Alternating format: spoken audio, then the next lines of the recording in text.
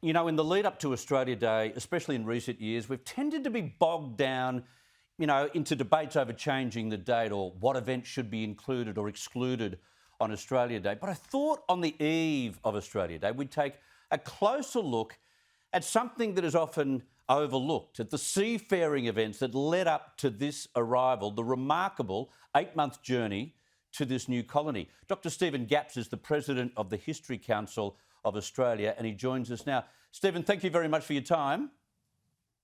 Thank you. Thank you for having me. That's okay. Can you just clarify something for me? It was actually Lord Sydney, was it not, who was virtually the equivalent of a minister of the Crown who wanted to establish a colony here. Am I right? Yes, it was more than Sydney. There were proposals for various options, and as everyone knows, the common story of what to do with the convict population, the population growing in the jails, that was not able to be sent to the United States anymore. That was part of the story, and actually, it was only part of the story of the reasons for that first fleet. I think it's really interesting that we also think about the other reasons for the sending of the first fleet, which were strategic, political, and social reform. It was an episode in early social reform movements of convicts. And tell me, there was a race on, was there not, between the British and the French to make it here first? Well, I wouldn't call it a race, but there was definitely competing aims in the Pacific. And, as you know, the British colonies were expanding around the globe in the late 1700s and contracting in some places, but continuing to expand. And, the realization was there that a point in the Pacific was of strategic importance. And the French were claiming territories in the Pacific. The British did not have any. So there was a competition. And after Cook had come back with reports about the east coast of Australia, that spurred on this thinking of creating a base in the Pacific, which was Sydney. Tell us about what an undertaking this was. I'd imagine sending 11 ships, 1,400 people, 15,000 miles was not an insignificant project.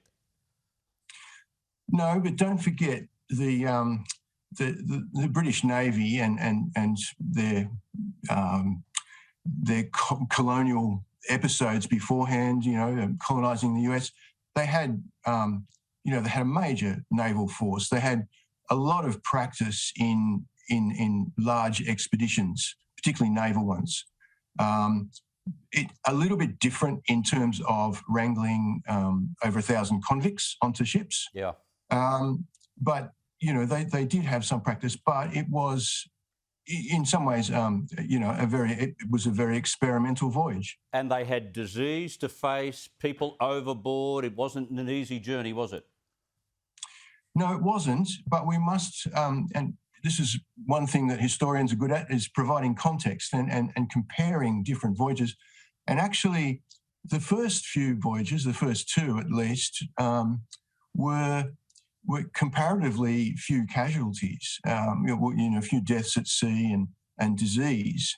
It wasn't until the system of transportation after that first, second fleet was put into private hands effectively that the less scrupulous maritime traders who were basically transporting convicts across to Australia and then going on to trade in China or what have you.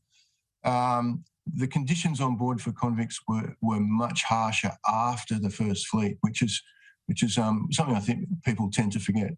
Yeah, and there were women on board. We forget that too, don't we?